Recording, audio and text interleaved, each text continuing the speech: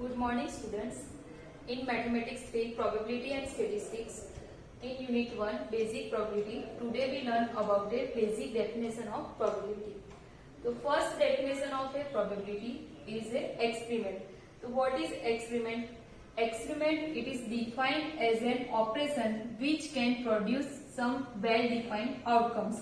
जैसे हमने कोई एक्सपेरिमेंट किया, बेसिक एग्जांपल है टॉसिंग ए कॉइन. आपने कॉइन को टॉस किया तो उसका आपको रिजल्ट मिलेगा, या तो हेड मिलेगा या तो टेल मिलेगा. तो which can be said experiment. Second definition है रैंडम एक्सपेरिमेंट. तो what is random experiment? It is defined as those experiment about whose outcomes cannot be successfully predicted. Means आपका जो आउटकम है उसको आप सक्सेसफुली प्रेडिक्टेड नहीं कह सकते हो कि आपका जो आउटकम है वो यही ही होगा. मीन्स आउटकम चेंज हो सकता है. Of course we all know all possible outcomes in advance. Means जो आपके आउटकम्स है वो आपको एडवांस में पता है, बट वो आउटकम्स है वो यूनिक नहीं है. जैसे tossing a coin, example 4, tossing a coin. तो आपने कॉइन टॉस किया तो उसके दो आउटकम्स है. कौन कौन से? एक तो हेड आएगा एंड दूसरा आएगा टेल. तो उसके दो पॉसिबल आउटकम हुए, हेड एंड टेल. बट आप पहले से नहीं कह सकते हो कि आपका हेड ही आएगा या तो टेल ही आएगा, बट आप प्रेडिक्ट कर सकते हो कि आपका हेड आएगा या टेल आएगा. तो आप जो प्रेडिक्शन लगाते हो उसे मैथमेटिकल टर्म में कहते हैं probability.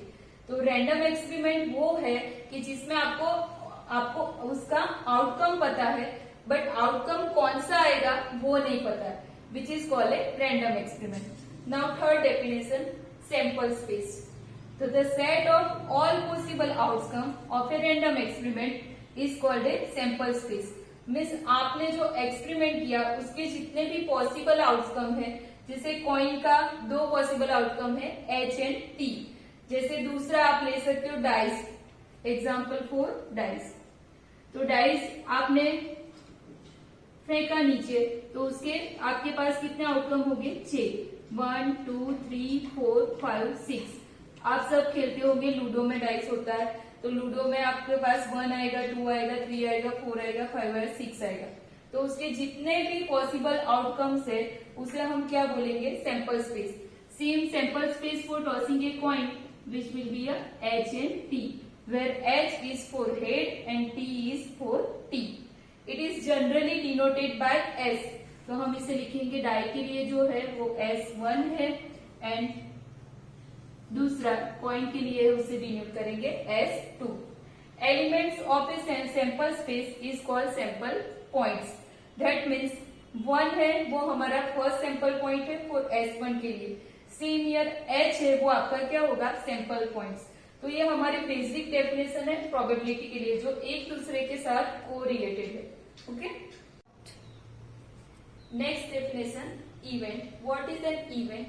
Any subset of a sample space is called an event. तो लास्ट डेफिनेशन में हमने देखा कि जो सैंपल स्पेस की डेफिनेशन थी उसमें टॉसिंग ए कॉइन वाला एग्जांपल हमने लिया था. तो उसमें दो आउटकम थे. तो सैंपल स्पेस हमारा बन रहा था S is equal to H and T. तो इवेंट इसमें से क्या है? तो एक इसका जो हम सबसेट ले तो उसके सबसेट होंगे.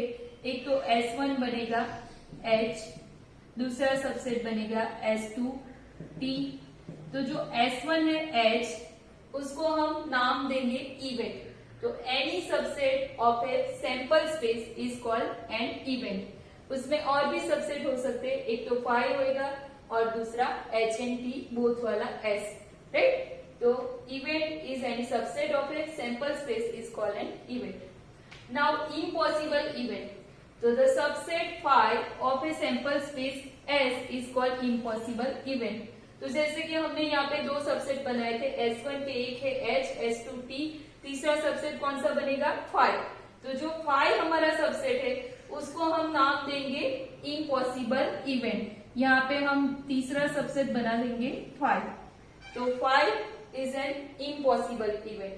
Same here, certain event, the subset S of a sample space S is called certain event. तो इसका फोर्थ कौन सा होगा सबसेट? तो S4 वो खुद हमारा सेट होगा एच टी। तो जो एच टी मीन्स पूरा जो सेट है उसको हम बोलेंगे सर्टेन इवेंट। तो subset S of a sample space S is called certain event. तो मीन्स आपका एच एंड टी में से कोई एक सबसेट आ रहा है then it is called a event, five आ रहा है subset then it is called a impossible event, and पूरा सेट उसका सबसेट हो रहा है then it is known as a certain event. Now next definition, mutually exclusive events. तो mutually exclusive events क्या है? तो let S be a sample space and A and B any two events of S. जैसे यहाँ पे H and T दो events है, तो ऐसा हमारे पास एस सैंपल स्पेस है जिसमें दो इवेंट है ए एंड बी, राइट। आप इसे ऐसे लिख सकते हो S is equal to A comma B. Then A and B are called mutually exclusive events if A intersection B equal to 5. Means A and B दोनों का इंटरसेक्शन लो और वो आपको 5 मिले, then A and B are called mutually exclusive events. अब next definition, exhaustive events. तो let S be a sample space and A and B be any two events. Right, यहाँ पे मैंने लिखा है जैसे S सैंपल स्पेस है उसमें दो इवेंट्स है A and B, तो उसके लिए एग्जॉस्टिव इवेंट्स क्या होगी? तो then A and B are called exhaustive events if A union B equal to S. तो आप दोनों इवेंट्स का यूनियन लो और आपको आपका सैंपल स्पेस वापस एज इट इज मिल जाए, then it is known as a exhaustive events. Okay, right. Now examples of probability. उससे पहले हम देखेंगे प्रोबेबिलिटी की डेफिनेशन जो ऑलरेडी हमने पहले वीडियो में देखी है, बट अभी हम उसके एग्जाम्पल कर रहे हैं तो उसको रिवाइंड कर रहे हैं कि probability equal to denoted by T of A where A is event, number of ways it can happen divide by total number of outcomes, where number of ways it can happen is equal to M and total number of outcomes is N. तो आप shortcut में definition याद रख सकते हो, P of A equal to M by N. Now first example, a fair dice is thrown, find the probability of getting first an even number, a perfect square and an integer greater than or equal to 3। तो कोई भी probability का example count करने से पहले आपको sample space बनाना है। तो सैंपल स्पेस हमारी इवेंट क्या है? A fair dice is throne. तो आप डाइस को जब फेंकोगे तो उसके लिए सैंपल स्पेस क्या बनेगा? तो sample space S is equal to, dice में हमारे पास टोटल 6 आउटकम आएंगे, 1 2 3 4 5 एंड 6। तो ये हो गया हमारा sample space S is equal to 1 2 3 4 5 6। Now अब हम एग्जाम्पल में हमारे पास टोटल 3 है, उसमें से हम फर्स्ट वाला काउंट करेंगे। फर्स्ट है find the probability of getting an even number. तो इवन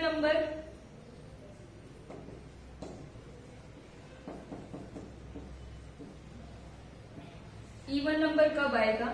तो हमारे पास जो सैंपल स्पेस है उसमें से टोटल कितने एलिमेंट है? 6। उसमें से आपको 3 इवन नंबर दिखेंगे, इसको हम डिनोट करेंगे m से। तो m is equal to 2 4 6, right. तो p of a is equal to m by n. तो where m is equal to 1 2 3 and n is equal to total number of our outcomes। तो हमारे पास total कितने outcomes है? 6। तो 3 by 6।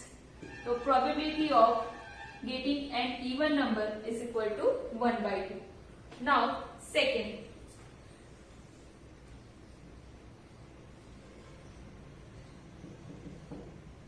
Second में find करनी है probability of getting a perfect square.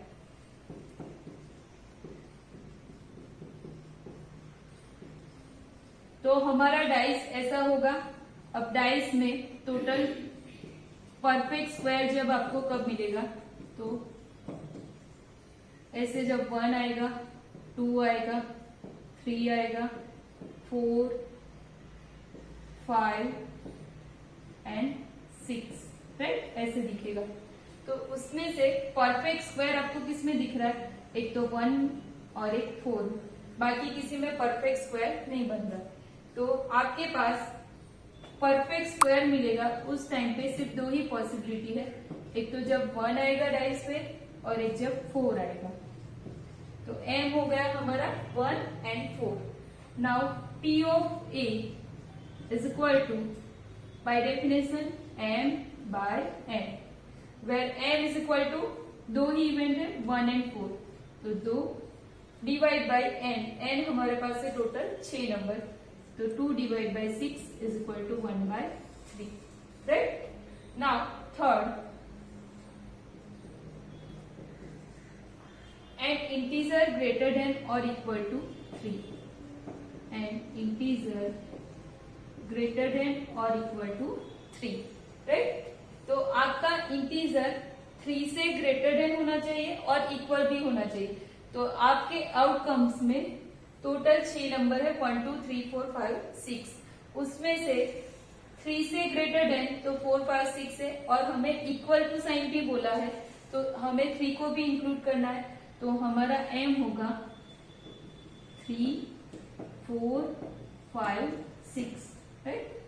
तो p of a is equal to m by n, ये है टोटल 4 नंबर है, तो 4 divide by 6 2 by 3, therefore answer है फर्स्ट का 1 by 2, सेकेंड का 1 by 3 एंड लास्ट में प्रोबेबिलिटी मिलेगी 2 by 3। Okay okay, next example, what is the probability that a leap year selected at random will have 53 Sundays? Now we all know that a year has 365 days, but a leap year has 1 day extra. Therefore, leap year has 366 days. Now we divide 360 days in a week, then it will be a 52 week and 2 days, because 52 multiplied by 7 days is equal to 364 days, and 364 plus 2 days become 366. Therefore, leap year has 52 week plus 2 days extra. Now, we have 52 Sunday in a 7 days. Therefore, we have to find a leap year selected at random will have 53 Sundays. Means एक extra Sundays के लिए हमें probability find करनी। तो हम pair बनाएंगे कि ये 2 डेज जो एक्स्ट्रा आ रहे वो कौन सी पेयर में होंगे। तो फर्स्ट पेयर बनेगी Monday and Tuesday, then second pair Tuesday and Wednesday, then third pair Wednesday and Thursday, fourth pair Thursday and Friday, and fifth pair Friday and Saturday, sixth pair become Saturday and Sunday, and last one, seventh pair become Sunday and Monday, right?